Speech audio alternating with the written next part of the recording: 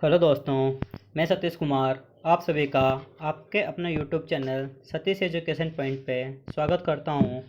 दोस्तों, अपन डिस्कस कर रहे थे राजस्थान की ज्योग्राफी।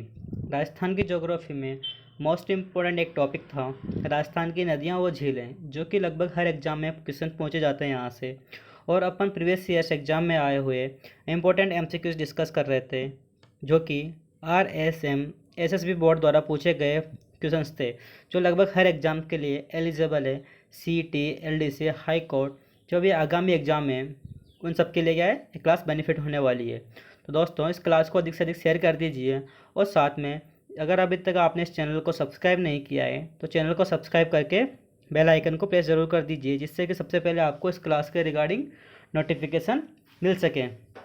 दोस्तों, आज के लिए आपके लिए मोटिवेशन कोटेशन है, आपकी मेहनत आपको कभी निराश नहीं हो करेगी।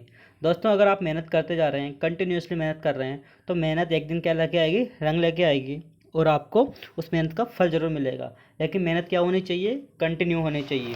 ऐसा नहीं है कि कछुए और खरगोश की तरह। कछुए और खरगोश की कहानी सुनी होगी आपने। कछुआ क्या करता है, धीरे धीरे चलता है, लेकिन कंटिन्यूसली अपनी मेहनत करता रहता है और लगभग अंत में मंजिल को ये पहुंच जाता है, रेस जीत जाता है। और खरगोश क्या करता है, खरगोश दौड़ता है, रुक जाता है, और फिर दौड़ता है, फिर रुक जाता है। ऐसे नहीं करना आपको, कछुए की तरह चलता रहना है, कंटिन्यू चलते रहना है। ठीक है, डेफिनेटली आपको क्या मिलेगी, एक दिन सफलता मिल जाएगी। दोस्तों, आज का पहला क्वेश्चन है अपना, लगभग 68 क्वेश्चन डिस्कस कर चुके थे अपन कल तक। आज लगभग कितने, 3 अक्टूबर हो चुकी है। और पहला क्वेश्चन है अपना क्वेश्चन नंबर 69। ठीक है,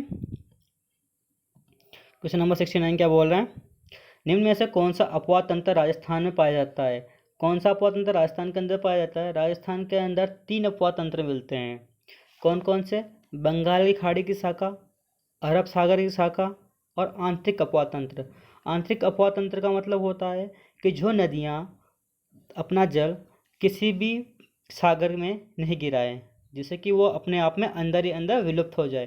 जैसे राजस्थान का मैप है, जैसे राजस्थान है, तो राजस्थान के अंदर ही क्या हो जाए, वो विलुप्त हो जाए, राजस्थान से बाहर नहीं जा पाए। ठीक है, जैसे कि राजस्थान बता रहा हूँ आपको। जैसे कि राजस्थान है, ठीक है, मान लीजिए, ठीक है, तो राजस्थान, इसका पानी राजस्थान से बाहर नहीं निकले। ठीक है, और इधर क्या है, अरब सागर का है। अगर जो नदी अरब सागर में पानी गिराती है वो अरब सागर का अपवाद तंत्र वाली कहलाती है। और जो नदी इधर बंगाल की खाड़ी है, इधर नदियाँ बहती है, बंगाल की खाड़ी की शाखा कहलाती है। जिसका पानी बंगाली खाड़ी में गिरता है, बंगाली खाड़ी की शाखा कहलाती है। ठीक है, तो 3 तरह का अपवाद तंत्र है राजस्थान के अंदर। ठीक है, तो इसका राइट ऑप्शन क्या हो जाएगा, ऑप्शन नंबर 4। क्वेश्चन नंबर 70 क्या बोल रहा है, जो नदी राजस्थान के दक्षिण से प्रवेश करके पश्चिम में प्रवाहित होकर, राजस्थान के दक्षिण में से प्रवेश करती है और पश्चिम में प्रवाहित होकर पुनः दक्षिण में मुड़ जाती है, एकमात्र ऐसी नदी है जो कर्क रेखा को कितनी बार काटती है, 2 बार काटती है, ऐसे चलती है। कौन सी नदी है, माही नदी। माही नदी 56 का मैदान बनाती है और कर्क रेखा को 2 बार काटती है। इस पर एक डैम भी बना हुआ है यहाँ पे, बोरखेड़ा बांसवाड़ा के अंदर। आपको डैम का नाम क्या करना है, कमेंट के अंदर बताना है। ठीक है, कौन सा डैम बना हुआ है इस पर, माही नदी पर। माही नदी है जो कि दक्षिण से प्रवेश करती है और दक्षिण में क्या करती है, वापस निकल आती है। नेक्स्ट क्वेश्चन है क्वेश्चन नंबर 71, माही नदी को अन्य किस नाम से जाना जाता है। माही नदी को अन्य किस नाम से जाना जाता है, इसको वागड़ व कांटली गंगा भी बोलते हैं, दक्षिण राज्य का स्वर्ग बोलते हैं क्योंकि दक्षिण में बहती है।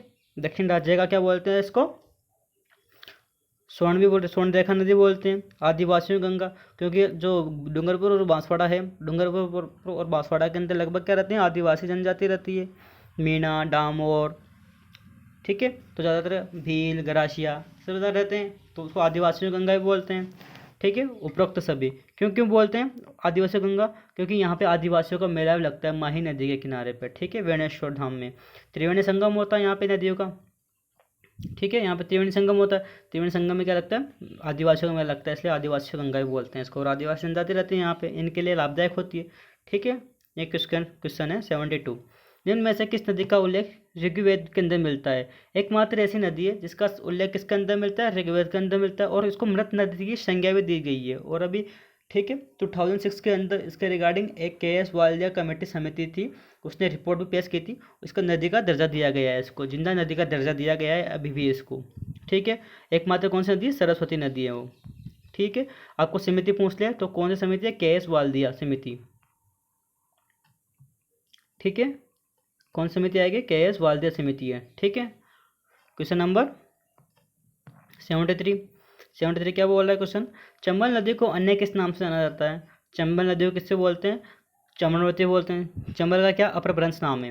ये चंबलवती है ना, तो चंबलवती का क्या अपभ्रंश नाम है? चंबल है। इसको कामधेनु भी बोलते हैं, इसको नित्यवाहिनी नदी बोलते हैं। ये क्या होती है? 12 महीने बहती है। केवल राजस्थान की 2 ही नदियां हैं जिनमें 12 महीने पानी रहता है, एक चंबल नदी है, एक माही नदी है, जो अभी अपन ऊपर पढ़ के आए हैं, माही नदी।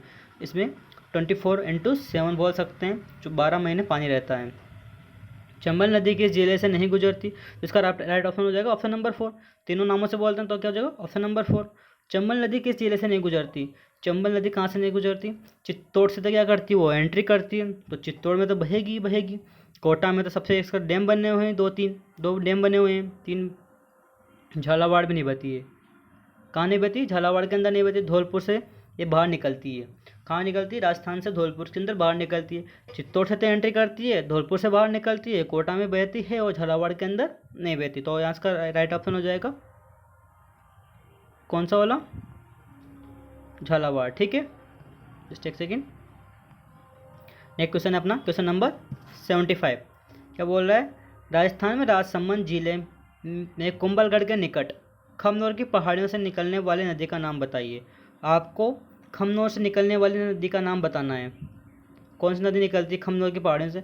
सबसे फेमस नदी है, जो कि सवाई माधोपुर के अंदर जाके चंबल में मिल जाती है। ये राजसमंद जिले में कुंभलगढ़ की पहाड़ियों से निकलती है, खमनोर की पहाड़ियों से। कौन सी नदी है? बनास नदी है। एकमात्र ऐसी नदी कौन सी नदी है? बनास नदी, जो कहाँ से निकलती है? 6 जिलों से होते बहती है, सबसे ज़्यादा जिलों से बहती है, 6 डिस्ट्रिक्ट से बहती है, फ्लो करती है और सवाई माधोपुर के अंदर आके त्रिवेणी संगम बनाती है सवाई माधोपुर में, और किस में जाके मिल जाती है?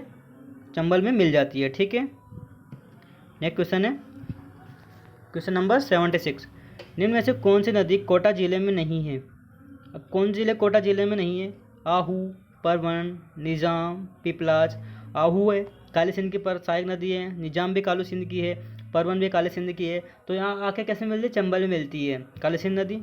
और पिपलाज है, पिपलाज किसकी सहायक नदी नहीं है? कोटा में नहीं बहती, कोटा जिले के अंदर नहीं मिलती, ठीक है। क्वेश्चन नंबर 77 क्या बोल रहा है? सीकर की खंडेला की पहाड़ियों से निकलकर झुंझुनू को 2 भागों में बांटती हुई जो नदी चूरू से विलीन हो जाती है, उसको कौन सी नदी बोलते हैं?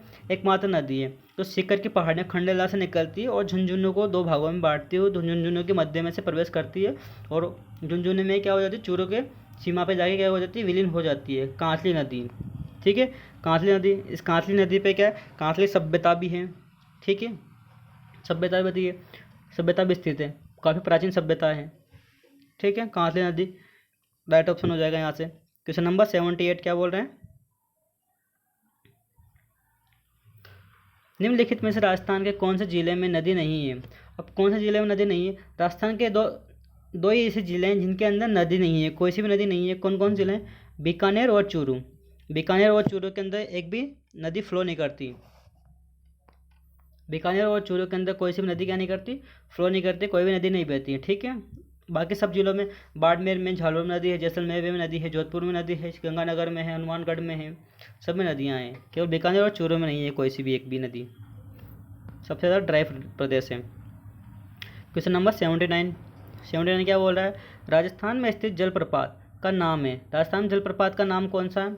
कौन सा? मैनाल जलप्रपात। मैनाल जलप्रपात कहाँ पे? अगर आप इस जगह पहुँचे तो भीलवाड़ा के अंदर पड़ता है ये। कहाँ पे? भीलवाड़ा के अंदर राजस्थान में स्थित जलप्रपात है।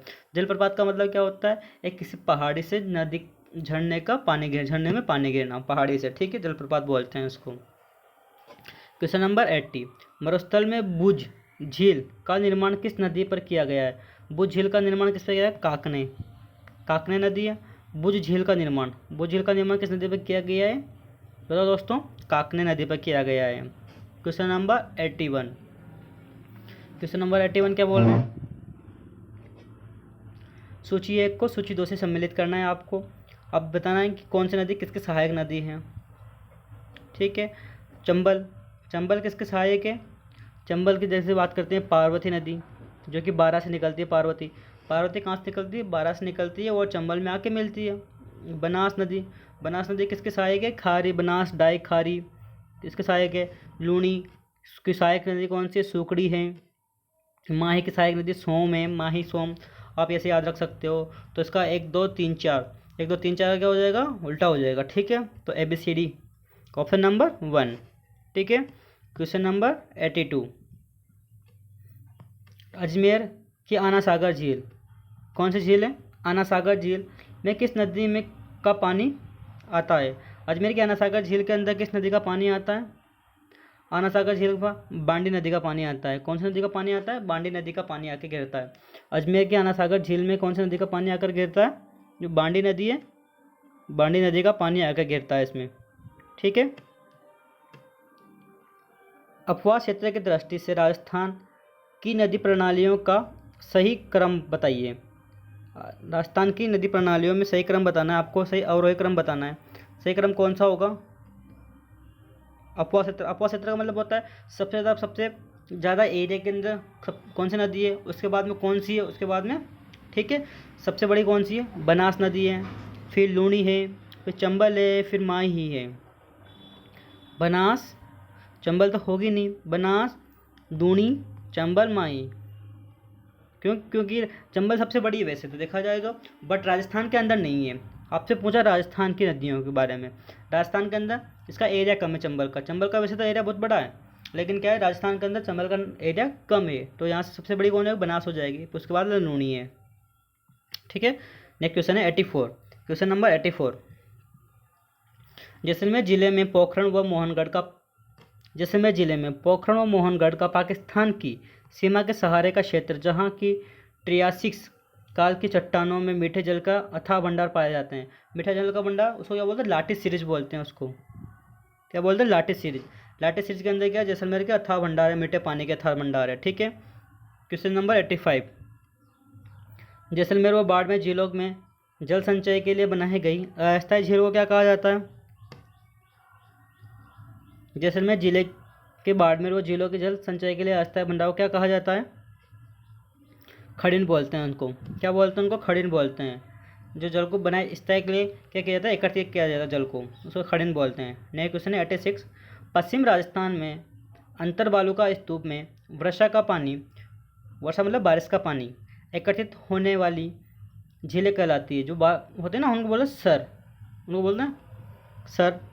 तोड़ तो नहीं बोलते हैं, तोड़ तो नाली रन होती है, नाली तो क्या बहाव क्षेत्र का बोलते हैं उसको।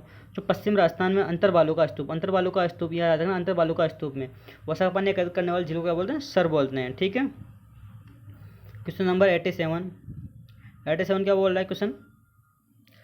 लूणी की एकमात्र सहायक नदी जो अरावली की पहाड़ियों से नहीं निकलती, कहाँ से नहीं निकलती? अरावली की पहाड़ियों से नहीं निकलती, यह लूणी के दाएं किनारे से मिलती है।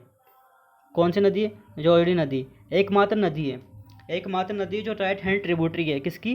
लूणी की। जोजड़ी याद रखना है, राइट हैंड से एकमात्र नदी आती है जोजड़ी है। इसके अलावा कोई सी भी राइट हैंड से नहीं मिलती लूणी के अंदर।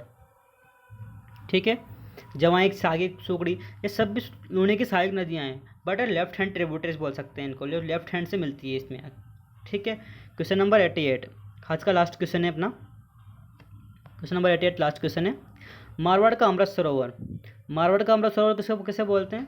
जवाई बांध को बोलते हैं। किसको बोलते हैं? जवाई बांध को बोलते हैं। कहलाने वाला बांध निम्न में से किस नदी पर बना हुआ है? जवाई बांध को बोलते हैं और जवाई नदी पर ही बना हुआ है। मारवाड़ का अमृत सरोवर किसे बोलते हैं? जवाई बांध को बोलते हैं और जवाई नदी पर ही बना हुआ है। जवाई बोलते हैं, जवाई नदी पर बना हुआ है। जवाई बांध पाली जिले में सुमेरपुर में के निकट जवाई बांध नदी पर बना हुआ है। अगर आपसे पूछे मारवाड़ का अमृत सरोवर किसे कहते हैं, तो मारवाड़ का अमृत सरोवर किसे कहते हैं? जवाई बांध को बोलते हैं और जवाई नदी पर ही बना हुआ है। कौन सी जगह बना हुआ है? सुमेरपुर के अंदर बना हुआ है, पाली के अंदर। ठीक है, तो दोस्तों आज की क्लास आपको कैसी लगी कमेंट बॉक्स के अंदर ज़रूर बताइए। इस क्लास के रिगार्डिंग आपको कमेंट करके बताना है कि क्लास कैसी लगी आपको, और इस क्लास को अधिक से अधिक शेयर कर कीजिए, जिससे आपके साथ साथ इस क्लास का बेनिफिट आप सबके साथियों को भी, आप सबके साथ साथ आपके साथियों को भी मिल सके। ठीक है दोस्तों। और क्लास की रिगार्डिंग PDF आपको Telegram channel Satish education point channel पे मिल जाएगी, जिसका लिंक डिस्क्रिप्शन बॉक्स के अंदर पिन किया हुआ है। दोस्तों थोड़ी सी इंटरप्ट आवाज़ आ रही होगी, उसके लिए क्षमा चाहता हूँ। दोस्तों क्लास को शेयर कीजिए। Thank you so much.